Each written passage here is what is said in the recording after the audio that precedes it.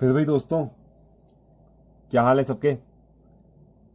तो आज हम पढ़ रहे हैं फुल डिस्क्लोजर कॉन्सेप्ट। तुमको दिख ही रहा है, मैं पहले से ही लिख दिया। मैं full disclosure concept states that. अब जल्दी से लिख देता हूं मैं कि ये क्या बताता है फुल डिस्क्लोजर कॉन्सेप्ट। ठीक है, तो फुल डिस्क्लोजर कॉन्सेप्ट आखिरकार दरअसल है क्या। ठीक है, तो ये जो है मैं लिख देता हूं पहले कि क्या बताता है ये।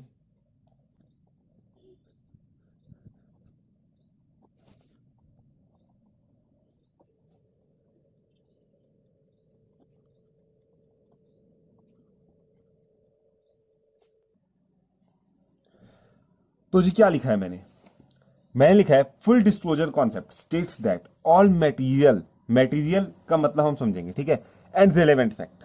आप लगा के चलो रिलेवेंट फैक्ट, ठीक है। All material and relevant fact concerning financial performance of an enterprise must be fully and completely disclosed in financial statement. FS मतलब फाइनेंशियल स्टेटमेंट्स, ठीक है, and there notes. Financial statement and there notes. Notes क्या मतलब साथ में अगर उसके साथ कुछ लिखा हुआ है वो, ठीक है। तो जी अब इसका मतलब समझते हैं, मुझे पता नहीं समझ आया आपको। इसका मतलब समझते हैं हम। देखो जी, जो बिजनेस होता है ना, हर बिजनेस में फाइनेंशियल स्टेटमेंट बनती है, ठीक है। अब फाइनेंशियल स्टेटमेंट किस तरीके से बनती है, फाइनेंशियल, ठीक है। अब जैसे सपोज एग्जांपल के से पढ़ते हैं हम इसको, ठीक है। तो जी देखो, हर बिजनेस की क्या बनेगी एंड में, profit and loss account plus balance sheet, plus क्या बनेगी, बैलेंस शीट। ये दो बनते हैं, ठीक है। तो इसी को ही देख के ना सारे जो यूजर्स होते हैं अपने डिसीजन लेते हैं। तो ये क्या होनी चाहिए, एकदम ट्रू पिक्चर देनी चाहिए इसको। क्या देनी चाहिए, ट्रू पिक्चर, ठीक है। अब देखो जी, मैं बोल रहा हूँ ऑल मटेरियल रिलेवेंट फैक्ट, ठीक है। जैसे जो तुम्हारे पीएनएल और बैलेंस शीट होती है ना, प्लस उसके साथ क्या होंगे, एंड देयर नोट्स। कुछ लिखा हुआ होगा उसके साथ समझाने के लिए कुछ ना कुछ लिखा हुआ होगा। तो जब भी ये तीन चीज, अभी आपको नहीं पता है तीन चीजें बनती कैसे हैं, पर आपको ये पता है कि ये तीन चीजें होती हैं। तो इन तीन चीजों को ना जब बनाते हैं तो क्या आनी चाहिए हमारी, ट्रू पिक्चर। किसकी, बिजनेस की ट्रू पिक्चर आ जानी चाहिए हमारे पास, ठीक है। अब ट्रू पिक्चर बिजनेस की आ जानी चाहिए, ये मैंने कह दिया, ठीक है। अब material and relevant fact concerning financial performance of an enterprise, ठीक है। तो हमने इसमें क्या करना है, जितने भी मटेरियल क्या होता है, इंपॉर्टेंट। मटेरियल का मतलब आप निकालो इंपॉर्टेंट, इंपॉर्टेंट या रेलेवेंट फैक्ट जो होंगे ना, जिससे क्या हो, फाइनेंशियल परफॉर्मेंस इफेक्ट पड़े। किस पे, सिर्फ फाइनेंशियल परफॉर्मेंस, सिर्फ कौन सी परफॉर्मेंस, फाइनेंशियल परफॉर्मेंस पे इफेक्ट पड़े। वो हम सारे क्या करेंगे, वो हम सारे अपने बुक्स ऑफ अकाउंट्स में दिखाएंगे, मतलब हम उनका डिस्क्लोज करेंगे, उनको हम बताएंगे। अब आप सोच रहे हो कि जी हमारा बिजनेस, ठीक है। अब आप सोच रहे हो जी, ये आपको बताया तो मैं, ठीक है, ये मूछें बना दी मैंने, ठीक है, ये मुंह बना दी, नहीं बन पाई, नहीं मूछें, मेरे को लग रहा है ये, ठीक है जी। तो जी अब आप सोच रहे हो कि आपका बिजनेस, ठीक है, तो आप ही अपने उसमें डिस्क्लोज क्यों करें, आपकी मर्जी, जैसे मर्जी करो। तो ऐसे नहीं होता। जब आप बड़े लेवल पे जाते हैं ना, ये तो छोटे लेवल की बात है, ठीक है। आप अब छोटे लेवल पे सोचो, थोड़े बड़े लेवल से सोचो, ठीक है। जो कंपनी का लेवल होता है ना, जो बड़ी बड़ी बड़ी कंपनीज होती है, उसमें क्या होता है, मैनेजमेंट जो होती है ना, जो मैनेजमेंट होती है, वो कोई और मैनेज बिजनेस को कोई और कर रहा होता है। ओनर कोई और होता है, ठीक है। और मतलब मैनेजमेंट अलग होती है, ओनर अलग होता है, और बाकी हर चीज के लिए बंदे अलग होते हैं। तो यूजर्स उनके बड़े सारे होते हैं, ठीक है, यूजर्स बड़े सारे होते हैं। तो उनको हर चीज डिस्क्लोज करनी पड़ेगी। जैसे सपोज फ्रॉड हो गया कंपनी में, फ्रॉड हो गया, क्या होगी, चोरी होगी। अपनी मैनेजमेंट के किसी बंदे ने अंदर से चोरी कर दी। अब मान लो कोई कंपनी है, वो 10 करोड़ कमाती है, 10 करोड़ कमाती है, उसके 10 रुपए चोरी हो गए, उसके 10 रुपए चोरी हो गए जी। तो इसका मतलब ये नहीं कि आप रोने बैठ जाएंगे कि जी 10 रुपए चोरी हो गए, वैसा कुछ नहीं, वैसा कुछ नहीं होगा, ठीक है। और 10 रुपए आप डिस्क्लोज ना भी करोगे तो भी चलेगा, क्योंकि वो क्या है, मेटीरियल नहीं है, इसलिए बोला मेटीरियल। सपोज 10 करोड़ की कंपनी का मतलब प्रॉफिट है, और 1 करोड़ उसमें से चोरी हो जाता है, तो मेटीरियल है कि नहीं है, तब मतलब ये बात मटेरियल है। तो जौन सी बात मटेरियल होगी ना, जिससे किसी के डिसीजन पे कोई फर्क पड़े, वो आपको डिस्क्लोज करनी ही है, वो आपको डिस्क्लोज करनी ही पड़ेगी, ठीक है। तो जी यही होता है फुल डिस्क्लोजर कॉन्सेप्ट में। अब इसको थोड़ा सा और आगे समझते हैं, तब आपको बिल्कुल समझ आ जाएगा, ठीक है। लिख देता हूं मैं, अगला अगला पॉइंट लिख देता हूं, ये था आपका पहला पॉइंट, ठीक है। अब दूसरा पॉइंट भी लिख देता हूं मैं।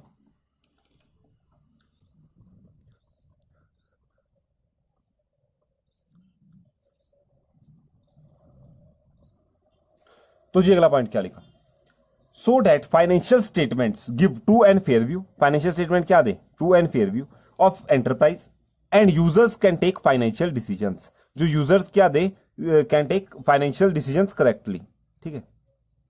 करेक्टली लिख देता हूं वर्ड आगे, कि एकदम सही फाइनेंशियल डिसीजन ले पाए यूजर्स। अब जैसे मैं आपको एग्जांपल के तौर पे बताता हूं, इसके लिए भी मेरे पास एक एग्जांपल है आपको समझाने के लिए। हमने यूजर्स पढ़े थे चैप्टर 1 में कि फाइनेंशियल स्टेटमेंट के कुछ यूजर्स होते हैं। तो अभी मैंने ऐसी कुछ चार लिख दिए रैंडम, ठीक है, रैंडम लिख दिए। मैनेजमेंट होते हैं, यूजर ओनर होता है, बैंक होते हैं लेंडर्स, मतलब जो आपको उधार देते हैं लोन वगैरह, और टैक्स अथॉरिटीज मतलब गवर्नमेंट, ठीक है। तो ये मैंने यूजर रख दिए, ठीक है। अब मान लो किसी बिजनेस ने छुपा दिया, मान लो कोई बिजनेस है, ठीक है, कोई बिजनेस है, उसमें क्या हो गया, फ्रॉड हो गया बहुत बड़ा, क्या हो गया, फ्रॉड हो गया बहुत बड़ा, फ्रॉड हो गया बिग, बहुत बड़ा फ्रॉड हो गया, ठीक है। तो जी ऐसे बिजनेस में ओनर क्या अपना पैसा लगाना चाहेंगे जिसमें मैनेजमेंट ही फ्रॉड कर जाए? लगाना चाहेंगे? नहीं लगाना चाहेंगे। तो अगर छुपाओगे तो क्या हो जाएगा, ओनर क्या ले लेगा, गलत डिसीजन। तो ये क्या हो जाएगा, बहुत गलत करोगे तुम किसी के साथ, ठीक है। अब अगला एग्जांपल लेता हूं, इस एग्जांपल से नहीं समझ आया तो अलग दूसरा एग्जांपल। सपोज बैंक ने लोन देना है, ठीक है, इसकी बात कर लेते हैं। बैंक ने क्या देना है, लोन देना है, ठीक है। अब लोन देना है तो लोन कैसे देगा, वो फाइनेंशियल स्टेटमेंट देखेगा, मतलब यूजर है बैंक, अब बैंक यूजर है, ठीक है। और अगर इसमें, ठीक है, इसमें जैसे फ्रॉड छुपाया था, बैंक लोन में क्या छुपाया जा सकता है, मान लो कोर्ट केस चला हुआ है बिजनेस का, कोई क्या चला हुआ है, कोर्ट केस। अगर बिजनेस केस हार जाता है तो उसको पैसे देने पड़ेंगे, तो मान लो उसके ऊपर क्या आ जाएगी, एक बहुत बड़ी लाइबिलिटी आ जाएगी, कौन सी, बिग, ऑब्वियसली इसमें बिग नाम यूज करेंगे हम, ठीक है, ठीक है। तो ये बहुत बड़ी लाइबिलिटी आ जाएगी, ठीक है, समझाने के लिए कर रहा हूं ऐसा मैं सिर्फ ये, ठीक है। तो बहुत बड़ी लाइबिलिटी आ जाएगी, तो बैंक क्या लोन देगा, नहीं देगा। लेकिन अगर ये चीज छुपा लो तो बैंक लोन दे देगा। तो इससे क्या हो जाएगा, अगर फुली डिस्क्लोज नहीं करोगे तुम, ये नोट्स में तुम अपने नहीं दिखाओगे, ठीक है, कि अगर कोर्ट केस हार गए, कोर्ट केस क्या हो गया, क्या बोलते हैं, लूज कर गए हम कोर्ट केस, तो ऐसा हो जाएगा, ठीक है। तो ये भी हमको दिखाना पड़ेगा, ठीक है। अगर नहीं दिखाया तो क्या हो जाएगी, गड़बड़, ठीक है। अब अगला बताता हूं मैं आपको।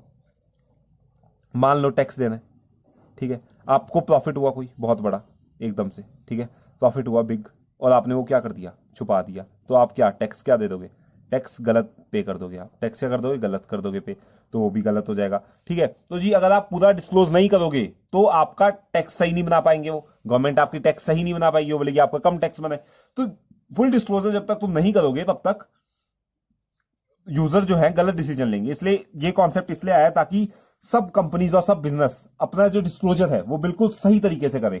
अगर हर चीज बताएंगे, हर चीज एक एक क्लियरली शीशे की तरह होनी चाहिए, साफ एकदम, ठीक है। तो जी बिल्कुल फाइनेंशियल स्टेटमेंट्स जो है ना वो शीशे की तरह साफ होनी चाहिए, ठीक है। अब मैं आपको बताता हूं कि अब बस लास्ट है, बिल्कुल लास्ट पॉइंट बचा है इसका, ठीक है। एक तो इसमें हम लिखते हैं कंपनीज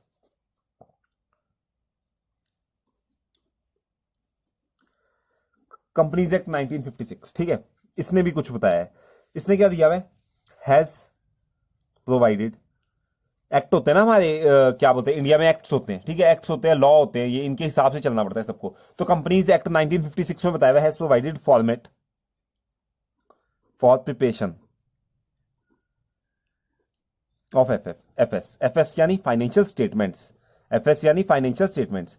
तो जी कंपनीज एक्ट 1956 ने बताया हुआ है फॉर्मेट, किस चीज का फॉर्मेट बताया हुआ है, प्रिपरेशन ऑफ फाइनेंशियल स्टेटमेंट, की अपनी फाइनेंशियल स्टेटमेंट्स कैसे बनानी है, इसका फॉर्मेट कंपनीज एक्ट में बताया गया है, ठीक है। तो जी वो सबको फॉलो करना पड़ेगा, ठीक है, ठीक है। अब अगली चीज लिख देता हूं, सेबी। सेबी क्या होता है, सेबी भी एक रेगुलेटरी बॉडी है, ठीक है। जितनी भी कंपनीज लिस्टेड होती हैं, मतलब अभी आप फिलहाल के लगा दो कि कंपनीज को मैनेज करने के लिए कुछ बनाई हुई है ये organisation, securities and exchange board of India इसकी फुल फॉर्म,